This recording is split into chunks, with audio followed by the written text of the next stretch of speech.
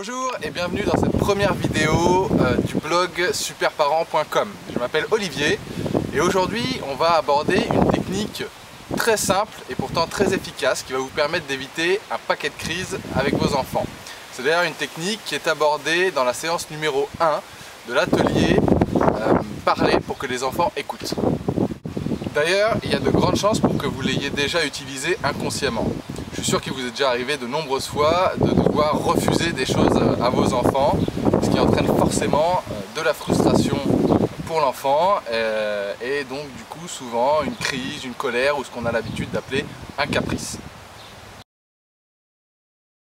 Une façon simple d'éviter les crises et de permettre à l'enfant de passer rapidement à autre chose, c'est tout simplement de lui offrir de façon imaginaire ce qu'il demandait.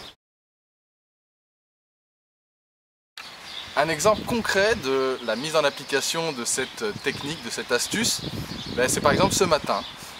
Lou était en train de regarder une vidéo éducative sur l'iPad juste avant de devoir partir chez sa nourrice. Elle était censée en regarder une et ensuite venir avec moi pour mettre ses chaussures. Bien entendu, à la fin de la première vidéo, elle en voulait une seconde. Je suis resté ferme sur mes positions et je lui ai dit non Lou, maintenant c'est l'heure de mettre les chaussures et de partir chez ta nourrice. Bien entendu, ce refus lui a pas trop plu, elle a commencé à me faire des petits chouinements, des papas, je veux une autre vidéo, etc. etc. C'est là que j'ai utilisé ma technique et je lui ai dit, Lou, tu aimerais bien pouvoir amener l'iPad avec toi partout où tu vas.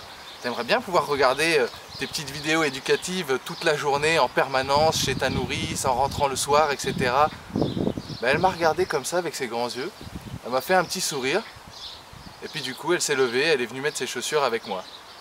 En fait, de lui avoir donné de manière imaginaire ce qu'elle voulait, ça lui a redonné un petit coup de morale et ça l'a aidé à accepter que c'était pas possible et qu'il fallait maintenant qu'on y aille.